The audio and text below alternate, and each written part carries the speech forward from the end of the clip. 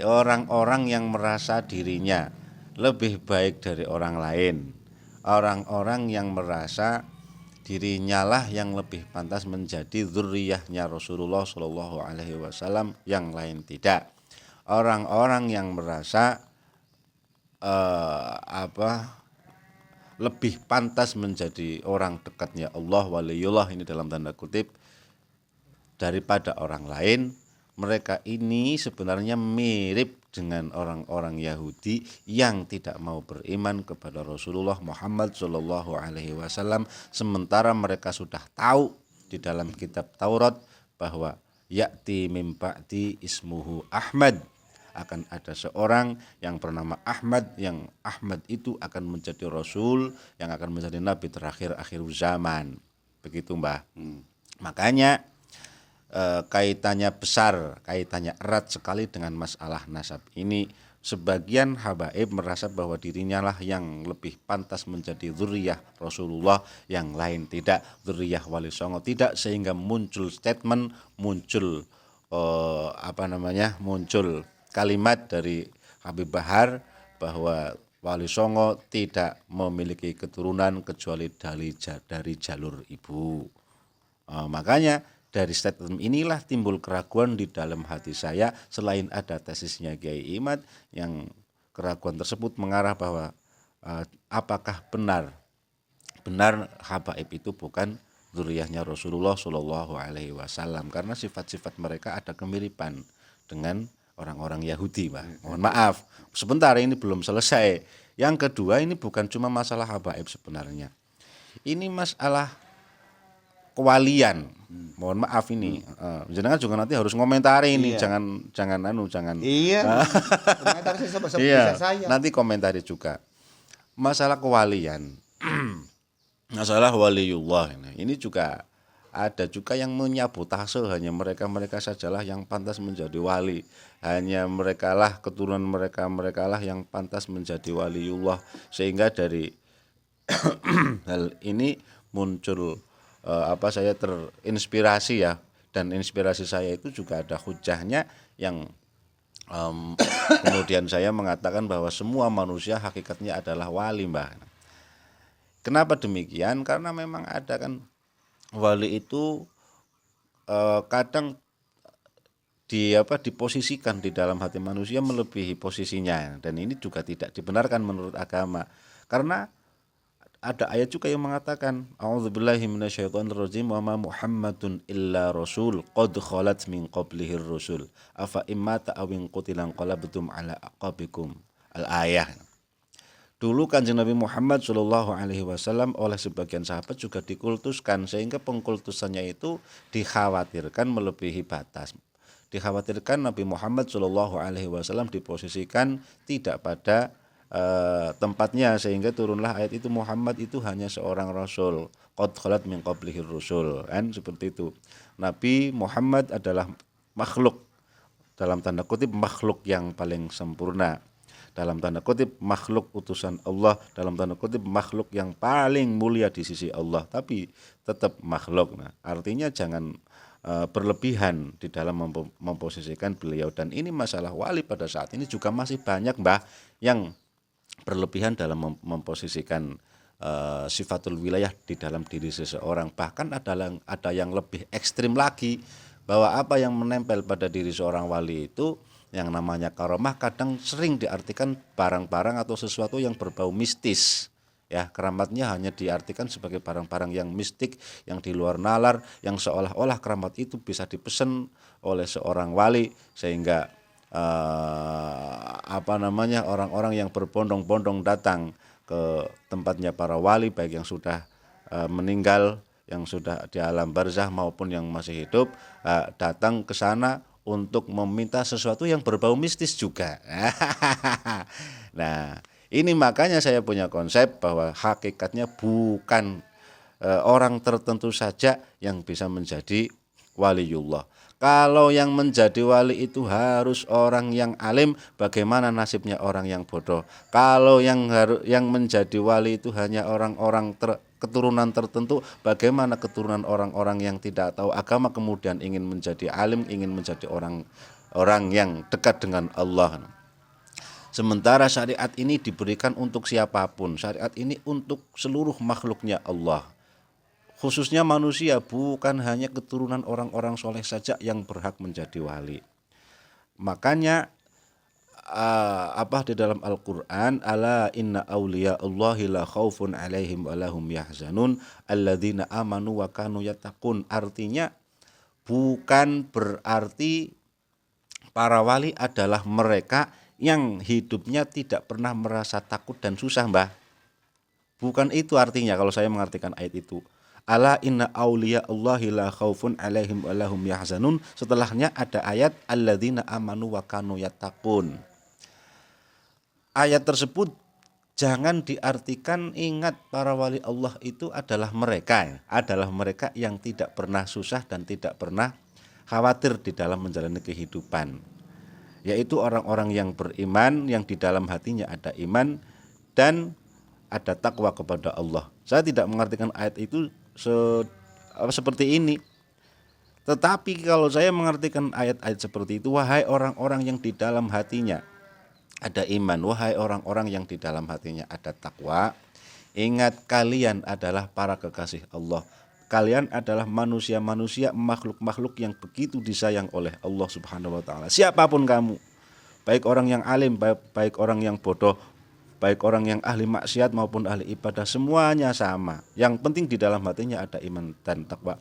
Maka ingatlah, karena kalian adalah makhluk-makhluk yang disayang Allah, maka jangan ada rasa takut, maka jangan ada rasa khawatir di dalam menjalani kehidupan ini. Sehingga dengan demikian tidak ada sabotase perampokan kewalian. Hanya orang-orang tertentu saja yang pantas menjadi wali. Kalau menurut saya siapapun dia, kalau di dalam hatinya ada takwa, di dalam hatinya ada iman, dia adalah seorang yang berhak dekat dengan Allah Subhanahu wa taala. Menurut saya seperti itu, Mbah Nasir. Siapapun dia, orang bodoh juga dekat dengan Allah. Bahkan di dalam ayat kan aqrabu min hablil warid, ya. Allah itu lebih dekat dengan kerongkong gulu menjing.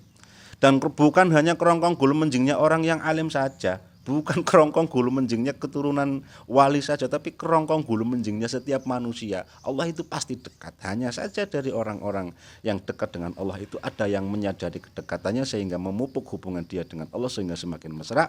Ada orang yang memang tidak menyadari bahwa dia dekat dengan Allah sehingga dia tidak peduli kedekatannya. Bahkan karena ketidakpeduliannya tersebut, orang-orang semakin durhaka kepada Allah sehingga nanti putus hubungan dengan Allah dan menjadi musuh Allah seperti Fir'aun. Tetapi hakikatnya Allah tetap dekat dengan Fir'aun, hanya kedekatannya itu menjadikan dia menjadi musuh. Makanya kedekatan inilah Allah memerintahkan manusia agar ngapel setiap hari, Mbah, minimal 5 kali ngapel. Bahasa saya ngapel ke Gusti Allah, ke sana setiap hari minimal 3 kali agar lebih bermesraan lagi. Ya, malam lah bangun, wa minal laili fatahajjat bihi nafilatan lak asa ayyab'atsaka rabbuka maqaman mahmuda. Kalau malam bangun, ngapelah, bermunajah, itu artinya apa? Curhat kepada Allah dengan media sholat tahajud malamnya. Agar apa? Supaya nanti Allah menempatkan kita di posisi yang mahmud, yang terpuji. Dan sholat tahajud ini bukan untuk orang yang alim saja. Sholat tahajud ini bukan untuk orang yang sudah soleh saja. Bahkan kalau ada orang yang sudah merasa sah menjadi wali karena dia alim, justru ini bahaya. Saya sudah alim maka saya sudah pantas menjadi waliullah. Bahaya ini. Kalau ada orang yang merasa bahwa sholat tahajud ini hanya bagi mereka-mereka yang soleh saja, saya kira kemudian dia merasa soleh dan melaksanakan sholat tahajud dan merasa orang lain tidak pantas menjadi waliullah, ini bahaya. Karena sholat tahajud ini bukan untuk orang yang soleh saja. Sholat tahajud bukan untuk orang yang alim saja. Sholat tahajud boleh dilakukan oleh orang yang baru belajar sholat. Sholat tahajud boleh dilaksanakan oleh orang yang masih ahli maksiat, dengan harapan agar dia dilepaskan dari maksiat-maksiat yang selama ini dilaksanakan. Maka dengan demikian sholat tahajud adalah media manusia siapapun dia, baik alim maupun bodoh, bagi ahli maksiat maupun ahli ibadah, media antara dia dengan Allah, media untuk curhat, media untuk menjadi yang lebih baik. Maka dengan demikian Allah memfasilitasi manusia siapapun untuk dekat dengan dia. Ketika dekat, maka dia akan merasakan kasih sayang, akan merasakan sayang, merasakan kasih yang begitu besar dari sisi Allah Subhanahu wa taala. Dengan demikian juga tidak ada orang yang merasa lebih pantas menjadi wali dibandingkan dengan daripada orang lain. Makanya tingkatan wali itu nanti ada macam-macam ya, ada tingkatan wali kutub, ada tingkatan wali autad, ada tingkatan wali abdal. Walaupun saya sendiri sampai sekarang tidak tahu yang memberikan derajat-derajat itu siapa dan kapan. Walaupun saya tahu itu kan ulama kan, dari proses apa yang saya tidak tahu. Menurut Mbah Nasir ini gimana ini? Silakan. Ya tentang wali itu. Ya. Pendapat. Ya, sing mandane ngene men suarane seru. Bismillah nyongotut maning. Bismillahirrahmanirrahim. Yang penting sih, penting caranya. Ya, penting. Tentang masalah kewalian. Ya. Wali menurut bahasa kan arti yang asli. Kekasih tulisannya. Ya. Iya. Tapi nang Quran juga nasi. Enggak, nanti dulu. Ya, monggo. Wali asli luhutan kekasih. Kekasih apa? Kekasih Allah. Lalu kalau dalam Al-Qur'an tentang yang disebut wali di sana melihat ayatnya bagaimana, tidak tentu artinya kekasih. Iya. Nah, terus yang dibahas tentang kekasih Allah. Iya. Siapa kekasih Allah? Nah, karena dalam Al-Qur'an inna awliya la khaufun 'alaihim wa lahum yahzanun alladzina amanu wa kanu yattaqun. Ya.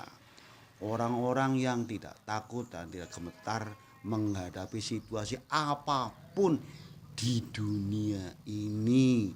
Tulisan Al-Qur'an kan. Iya. Nah, kembali kepada manusia.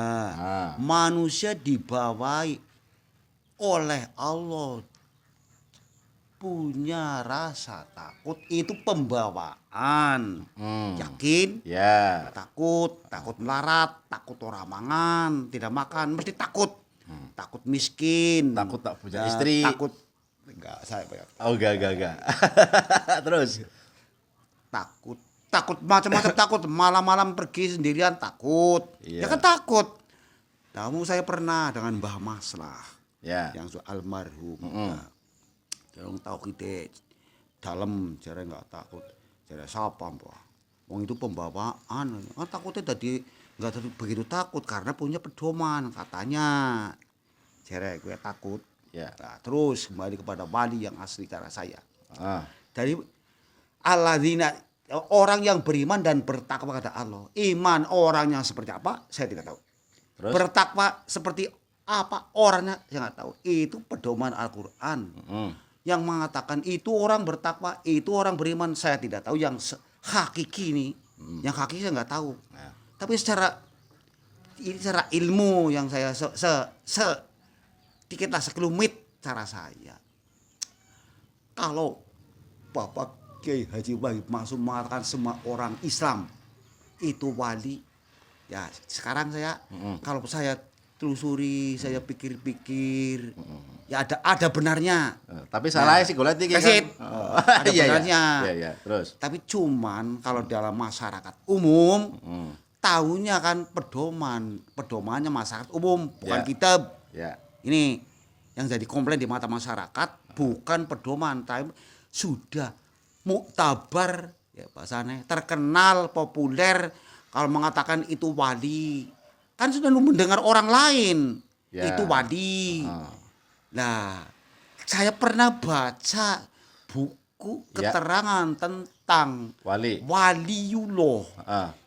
Itu turunan wali, jumlah dari wali paling tinggi tulisannya itu. Derajat wali itu macam-macam. Ini saya percaya ini. Yakin, kita pikir-pikir aja saja. Saya pikir-pikir temenannya. Kalau mengatakan boleh. nomor 1 sampai ada 500 nama. Titel dan julukan lah. Ya. Ada julukan nanti yang terakhir Wali Abdal dan Wali Kutub itu penjaga dunia, pakuning bumi. Yang memberi nama siapa? Saya nggak tahu. Tapi juga Syekh Abdul Qadir Jailani pernah pada suatu saat, nah yang membalik ya. Pada suatu saat, sinjangane orang ini namanya siapa? Ada orang soan ke tempatnya itu mau pergi dagang, aja mangkat ngesuk mati di paten yang dalan. Nah, gue temenan tapi akhirnya mati gue, bonge. Mati nang anu kan itu saya juga mohon maaf ini Mbah. Apa? Nanti udah terus naurung rampung kok. Sebentar ini enggak, ini kan saya kan mau mencari yang komplain kan. Iya, kok komplain nang kok. Iya, urung rampung. Itibar iki carane gawe sorah di sitnya. Ya wes terus lah. Iya wes terus. Masa mati lah. Syekh Abdul Qadir Jailani ngundang dua orang Nasrani. Sini bahasa saya aja, sini datang. Nah, sudah datang, kamu baca syahadat, ya, manutlah. Baca syahadat. Setelah baca syahadat, orang itu dijadikan ganti yang sudah meninggal. Berarti dijadikan wali abdal oleh Syekh Abdul Qadir Jailani. Cerita. Iya. Nah, makanya kalau wali dijuluki wali abdal, wali apa saja, saya nggak tahu namanya. Sampai 500 namanya wali. Ya. Jadi ada yang paling tinggi, ada yang paling rendah. Itu semua wali. Tidak ada yang rendah-rendahnya wali, bersih. Ya. Kekasih Allah. Nah, kekasih Allah seperti ya orang yang bertakwa, beriman kepada Allah dijuluki wali. Betul, ya. Kamu betul. Tapi kan tingkat-tingkat, ya betul. Ya. Tingkat-tingkat. Jadi percayanya, telusuri amati nanya sama-sama ngomong kagak bae sih karo. Amati nanya aku percaya sih kira. Tapi kembali goblok aja tahu pernah baca bukunya Bapak Ki Haji Makinuddin, yakin tingkatan wali ana 500. Orang kudu jare 50 10 orang 500 tingkatan wali. Nek ki mati, padi kiye diganti liyane. Ya kok wali sing ganti gawe. Iya. Siapa sing iki ana si wali sakeh. Iya. Ganti maning kata dari padi. Padi apa ya orang ngerti yo urusane kae nek urung mati kiamat katanya tetap ada. Ada yang namanya wali-wali ya, itu. Itu wali-wali itu. Lah, secara umum ya orang yang bertakwa dan beriman kepada Allah ya dikatakan wali. Melebihi tingkatan itu yang 500 mungkin itu. Iya, baik. Ya. Jadi menurut Mbah Nasir juga saya kira belum mematahkan hujah saya, malah alhamdulillah mendukung ini, ada satu dukungan. Ya kan ada penjabaran sih. Iya. Pengetahuan namanya ilmu. Aja ngomong tuh ilmu ini loh. Iya, ilmu ini. Makanya saya bilang tadi, siapa sih wali-wali Allah itu? Wali-walinya, dengarnya ya Mbah. Wali-wali Allah itu adalah manusia-manusia yang di dalam hatinya ada iman dan ada takwa. Sementara iman dan takwa manusia kan tidak bisa diukur oleh manusia yang lain kan, tidak bisa diukur. Makanya tadi panjenengan sampaikan ada Syekh Abdul Qadir dengan cerita yang saya percaya juga Mbah, karena saya juga baca manaqibnya Syekh Abdul Qadir kan, di dalam manaqib ada cerita-cerita semacam itu. Manaqib di dalam kitab Nurul Burhan, ya kan, manaqibnya Syekh Abdul Qadir. Masalah tingkatan-tingkatan wali itu juga enggak masalah ya. Saya juga percaya ada wali Audad, ada wali Abdal, ada wali Malamatiyah juga, ada wali-wali yang lain. Ya kan jangan macam-macam. Iya, tetapi yang saya maksud adalah bahwa mengartikan ayat ala inna auliya Allahi la khaufun alaihim walahum yahzanun itu, saya tidak mengartikannya hanya orang-orang yang ingat ala eling kan itu artinya Mbah, ala eling ala inna ala eling inna auliya Allahi teman setuhune pira-pira kekasih Allah iku la khaufun ora ono wedi iku maujud walahum lan ora ono utawi auliya Allah iku yahzanuna padha susah sapa aulia. Jangan diartikan, ingat wali Allah itu hanya mereka yang tidak pernah merasa takut dan tidak pernah merasa sedih. Siapa mereka? Yaitu orang-orang yang beriman dan bertakwa, alladzina amanu wa kanu yattaqun. Saya tidak mengartikannya seperti itu. Saya mengartikannya dari bawah gitu, Mbah. Setiap manusia yang di dalam dirinya ada iman dan takwa, seberapapun kecilnya takwa itu, seberapapun besarnya takwa dan iman di dalam dadanya, walaupun dia ahli maksiat, walaupun dia orang bodoh, itu kan. Ya. Ingat bahwa kalian diciptakan oleh Allah dengan penuh kasih sayang.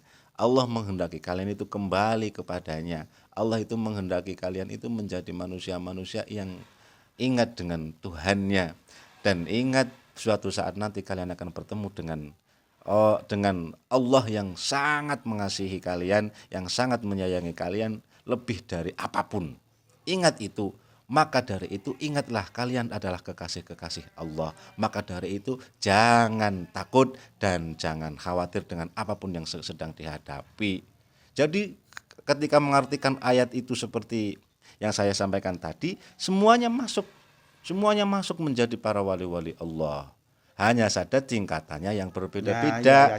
Nanti kalau misalnya orang yang sudah betul-betul menyadari bahwa dirinya adalah makhluk yang disayang Allah, sehingga dia mau melaksanakan apa yang menjadi perintahnya, sehingga dia mau meninggalkan apa yang dilarangnya dengan maksimal, mengikuti Rasulullah Shallallahu Alaihi Wasallam dengan maksimal, mengikuti ahli warisnya Rasulullah yaitu para ulama dengan maksimal. Karena apa? Kita kalau memang mencintai Allah, sebagai bukti pengakuan kita bahwa Allah sangat sayang kepada kita, kan harus mengikuti Kanjeng Nabi, Mbah. Qul in kuntum tuhibbunallaha fattabi'uni yuhibbukumullah. Kan seperti itu. Ketika kalian mengatakan cinta kepada Allah, maka ikutilah aku Kanjeng Nabi, kan ikutilah Rasulullah Shallallahu Alaihi Wasallam, maka Allah yuhbib, maka akan selalu mencintai kalian. Kan seperti itu. Artinya memang hukum dasarnya ataupun pada hakikatnya Allah sudah memberikan cintanya lewat penciptaan kita, itu sudah ada bawaan cinta dari Allah semenjak kita lahir. Kan seperti itu. Tetapi kalau ingin merasakan betul cinta Allah itu, maka ikutilah Rasulullah, ikutilah. Karena sekarang Rasulullah sudah tidak ada, maka yang mengikuti ahli warisnya yakni para ulama. Kalau sudah maksimal seperti itu, seperti apa yang telah yang dilaksanakan ataupun yang kita tahu tentang Syekh Abdul Qadir, maka tingkatannya akan menjadi seperti Syekh Abdul Qadir, Al-Jilani dan para wali-wali yang sudah terkenal. Tetapi bukan berarti ketika kita masih menjadi orang yang banyak dosa, menjadi orang yang masih minim ilmunya, bukan berarti kita tidak dicintai oleh Allah, bukan berarti kita tidak disayangi oleh Allah. Kita tetap disayang, tetap dicintai oleh Allah. Maka dari itu sah ketika kita mengatakan sebagai manusia-manusia yang dicintai oleh Allah. Hanya saja cinta yang ada di dalam diri kita masing-masing itu perlu dipupuk dengan keilmuan, perlu dipupuk dengan peperangan, yakni memerangi hawa nafsu kita, sehingga nanti kita menjadi manusia-manusia yang posisinya lebih dekat lagi dengan Allah seperti para wali. Maka dari itu kita manusia-manusia yang kotor ini dianjurkan oleh para ulama agar mendekat dengan orang-orang yang sudah jelas-jelas dekat dengan Allah, seperti kita harus ziarah ke makamnya para aulia. Itu tujuannya agar kita sebagai kekasih-kekasih yang bajuk, yang sering selingkuh, menyelingkuhi kekasihnya, sebagai kekasih-kekasih Allah yang jarang melaksanakan perintahnya, sebagai kekasih-kekasih Allah yang tidak peduli dengan apa yang dilarangnya. Ini semakin tahu diri lah, sehingga posisi kita mungkin bisa lebih meningkat lagi. Seperti itu maksud saya, Mbah. Sehingga masalah kewalian ini nantinya tidak diartikan sebuah sesuatu yang berbau mistik, karena sebagian orang mengartikan para wali itu berbau mistik. Kita datang ke tempatnya ke tempat makamnya wali ini mencari keramatnya saja, sementara kedekatannya dengan Allah, perjuangan dirinya dengan Allah ini tidak pernah kita rasakan, tidak pernah kita pelajari, sehingga mistik terus yang dirasakan ataupun yang kita lihat tentang keramat-keramat para wali itu. Para wali kan juga punya perjuangan sendiri, bagaimana dia melawan hawa nafsunya, bagaimana para wali itu memperjuangkan agamanya, bagaimana para wali itu memperjuangkan posisinya dengan Allah. Nah, ini juga perlu kita pelajari. Nah, nanti mungkin kan timbul pertanyaan juga, Mbak, kalau wali kan punya keramat kan, dikasih keramat oleh Allah, punya keramat lah, wali punya karomah. Nah, kalau semua manusia dikatakan wali, nah keramatnya mana? Nah, kan seperti itu mungkin ya, Mbah ya. Nah, ini masalah keramat juga harus dibahas ini. Nah, karomah kan sebuah kemuliaan yang diberikan oleh Allah kepada para kekasihnya. Kalau mukjizat kan sesuatu yang di luar nalar, kan keramat kan seperti itu ya Mbah. Sesuatu yang di luar nalar, di luar kebiasaan adat yang diberikan oleh Allah kepada walinya. Kalau mukjizat kebiasaan sesuatu yang luar biasa yang diberikan oleh Allah kepada nabinya. Mukjizat yang diberikan oleh Allah kepada para ulama, sesuatu yang di luar nalar tersebut dinamakan maunah. Tetapi ingat bahwa mukjizat, karomah dan maunah ini adalah sesuatu yang diberikan oleh Allah Subhanahu wa taala kepada orang-orang tertentu, bukan sesuatu yang harus diberikan oleh Allah kepada siapapun yang meminta, siapapun dia. Misalkan saya jadi wali kan. Wah, saya sudah jadi, kemudian saya merasa jadi wali. Saya sudah jadi wali. Ini misalkan berarti saya punya karomah. Kemudian dia melakukan sesuatu sehingga Allah menurunkan keramatnya, dan sesuatu tersebut dicatat setiap kali saya melakukan ini maka keramat saya akan turun. Saya kira ini juga tidak benar. Berarti Allah nanti akan dipaksa dengan aurat-aurat atau dengan perilaku-perilaku tertentu sehingga Allah harus menurunkan karomahnya kepada orang-orang yang merasa dirinya wali. Jadi kalau karomah itu adalah karena saking sayangnya Allah dengan seorang manusia, siapapun dia, dan dia ternyata memperdulikan kasih sayang tersebut sehingga menjadikan dirinya semakin dekat dengan Allah, sehingga Allah akan memberikan sesuatu, dan sesuatu tersebut ini kan misteri kan, tidak bisa direkuis, tidak bisa diminta oleh seseorang. Kayak misalkan Mbah Nasir pacaran misalkan kan, misal kayak seperti itu kan, dulu kan juga pacarnya banyak ini Mbah Nasir. Kemudian Mbah Nasir mau ngasih hadiah ke kekasihnya, kan bebas mau ngasih hadiah apa sebagai bukti cintanya terhadap sang kekasih. Allah pun saya kira demikian, mau ngasih apapun terhadap kekasihnya ya bebas, bukan kekasihnya yang minta-minta. Enggak, ya Allah saya minta ingin terbang, ya Allah saya ingin minta bisa menurunkan ataupun menyetop hujan, saya mau jalan. Itu saya kira kalau kekasih yang sejati tidak peduli mau hujan, mau punya uang, mau dalam kondisi apapun, ini adalah ketentuan sang kekasih, maka akan dijalani dan dijalani dengan ikhlas, kan seperti itu Mbak. Sehingga karomah ini juga jangan disabotase, dirampok. Jadi yang perampokan ini bukan hanya perampokan nasab, perampokan sifat wali juga, ini juga ada yang merampok ini Mbak. Makanya karomah ya mutlaqun minallah li auliyaih, tidak bisa dibalik. Karomah adalah sesuatu yang diminta oleh wali untuk dirinya sendiri, sehingga kalau demikian orang-orang akan akan mengartikan keramat itu sesuatu yang berbau mistik, sehingga kita datang ke wali minta karomahnya. Lah emangnya wali yang punya karomah kan sebenarnya Gusti Allah yang diberikan kepada walinya. Kalau kita mengartikan wali punya karomah dan boleh kita minta, kita mendatangi wali minta keramat ini, kalau tidak dikasih nanti kita marahan, jadinya seperti itu. Bagaimana Mbah? Masalah Wali ini, ya. Jadi ada perampokan nasab, ada perampokan wali dan karomah. Ya, tentang masalah keramat. Ya, karomah. Kayak keramat manguna. Menurut pendapat saya, pendapat manusia dikasih orang diberi obat oleh Allah. Ini bukan oleh manusia. Iya, oleh Allah. Diciptakan manusia oleh Allah. Dibikin apa kan akhirnya oleh Allah. Tauhid guys. Iya. Dibikin jadi apapun akhirnya pun kembalinya kan kepada Allah. Iya. Akan dijadikan seorang nabi ya karena Allah, wong ini yang buat ya Allah. Nah ini yang saya komplain di dunia seperti ini. Jangan suka menghukumi manusia lah. Wong itu semua ciptaan Allah. Nanti semasa-masa ya akan kembali kepada Allah. Ya menurut Allah bukan menurut manusia. Ya mesti kan? Ya. Kembali kepada Allah ya menurut Allah. Allah menggandai kembali seperti apa? Nah ada Allah dijadikan nabi dan rasul, ada yang dijadikan nabi saja, ada yang dijadikan katanya tidak ada nabi sudah sih, dijadikan wali, tapi ada yang nabi juga wali. Nabi juga wali kan? Ya wali tapi ada yang jadikan Habib. Habib enggak ada saya. Habib itu enggak. Bukan. Nah, keramat manguna karena menjalankan apa yang diperintahkan oleh Allah dan Rasulnya. Ya. Orang itu tidak minta. Mm-mm. Nah, karena orang itu ikhlas menjalani apa yang telah diperintahkan sama saya. Amar nahi ma'ruf kayak. Menjalani benar-benar menurut Allah, benar-benar menurut Allah, bukan menurut manusia. Allah kan kasihan. Oh, kowe hambaku tegawe nang nyong, kowe kok segep teman beribadah kepadaku dengan menjalankan sesuai apa yang kuperintahkan supaya kamu punya bahasa saya, punya penjagaan semasa-masa bahwa kamu di apa oleh manusia yang lain tidak percaya ya jaga-jaga.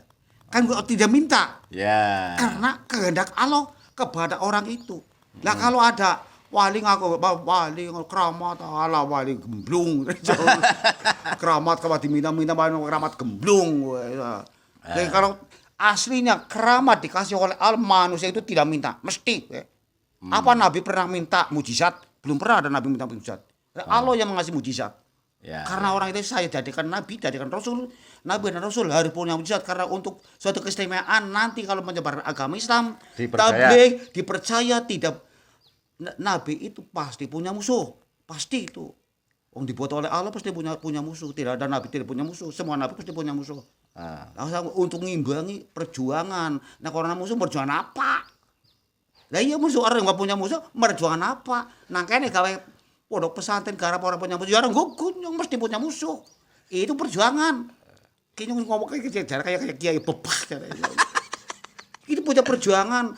Nabi oleh Allah jadikan nabi. Ya digawekan musuh ya. Mesti kowe mayu ora bakal ora.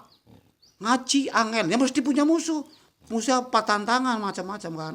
Nah, kalau seorang wali katanya bisa mengambil keramat Allah wali gemblung gitu. Ini wali gemblung. Wali sing temenan mesti ora. Ya, oh berarti ini dikomplain semua sama Mbak ini. Masalah Tunggu Iqbal Jurjan juga dikomplain, anak wali gemblung juga dikomplain ini. Tapi ya baik, ini kan sebuah apa ya? Sebuah keilmuan ya. Nanti boleh komplain lah. Iya, demen yo malah kok komplain kepen yo men rame. Videone payu iku itu. Payu paling-paling sing deleng wong loro kok telu yo ora apa. 300 punjul. Oh iya sih wingi ya. Ya semoga-moga kok. Ya pokoknya sejuta punjul ki ya. Sejuta punjul ya. Mana sih berapa batis sih merucak katanya. Ya baik iki Mbah. Kalau serampangan kan merucak dadi pikiran. Alah, Nasir ngomong apa iya ya buktek dah. Kayak sejam punjul orang kuat ngupload deh. Ya mandek lah. Ya wis mandek disit ya. Mungkin ini akan berkali-kali dibahas masalah wali ini ada bukan hanya perampokan nasab, katanya kan ramai perampokan nasab. Ya kok kerep. Ya. Ada sih ada perampokan. Yang menjadi wali sifatul wilayah. Minta pertimbangan kepada pengalaman lagi saya untuk komplain di sini. Yakin nyong. Ya, ya nanti silakan Mbak Nasir sinau mutolaah. Ada mutolaah seperti pengalaman-pengalaman akan saya cari ya. Untuk membahas masalah wali yang sebenarnya. Ya, yakin. Ya, yang monggo. Saya tunggu juga. Ya, nanti disampaikan di sini agar masalah nasab juga segera selesai dan kita hidup damai lagi. Tetapi tidak ada lagi yang mengatasnamakan nasab mulia sehingga menindas orang lain. Juga yang tidak setuju jangan membenci orang-orang yang kebetulan satu klan dengan mereka. Iya. Penutupan. Terus kita masalah wali juga seperti itu, bukan hanya orang-orang yang alim saja yang berhak menyandang kewalian, orang-orang bodoh juga punya potensi untuk dekat dengan Allah. Bukan hanya orang alim saja yang berhak dekat dengan Allah, bukan orang yang ahli ibadah saja yang berhak dekat dengan Allah. Orang yang ahli maksiat pun berhak dekat dengan Allah. Maka ahli maksiat diperintahkan oleh Allah untuk berhenti dari maksiatnya agar dia semakin dekat dengan Allah. Orang yang bodoh diperintahkan untuk belajar agar dia bisa semakin dekat dengan Allah. Tapi artinya orang yang bodoh, orang yang ahli maksiat itu dekat dengan Allah dan punya potensi menjadi manusia-manusia yang benar-benar tahu bahwa dirinya sangat disayangi oleh Allah Subhanahu wa taala. Sekian, mudah-mudahan ada manfaatnya. Apabila ada salahnya berkenan untuk meluruskan, tapi ya dengan keilmuan ya, jangan jangan dengan nafsu. Ya, Karena saya juga terbatas, tetapi keterbatasan ini juga didasarkan sesuatu yang saya kira perlu perlu ditanggapi dengan data juga kan, karena ini masalah keilmuan saya kira. Mudah-mudahan Allah juga tidak marah kepada saya apabila konsep yang saya sampaikan ini ternyata tidak sesuai dengan apa yang dikehendaki oleh Allah. Apabila benar, ya mudah-mudahan Allah membimbing saya agar semakin amin. semakin sesuai Kenu dengan apa yang diridhoi oleh Allah Subhanahu wa taala dan Rasulnya dan para ulamanya. Amin ya rabbal alamin. Priye Mbah? Ibrahim iki? apa beliau amin. Ya, pokoknya amin ya. Moga-moga Ini bicaranya dimaafkan oleh Allah. iya. Dan tentunya besok harapan besar kita adalah bisa berkumpul bareng di padang mahsyar di bawah liwa Sayyidina Muhammadin sallallahu alaihi wasallam sehingga masuk surga bareng-bareng. Sekian, akhirul kalam, Allahu huwal muwaffiq ila aqwamit thoriq. Wassalamualaikum warahmatullahi wabarakatuh. Waalaikumsalam warahmatullahi wabarakatuh.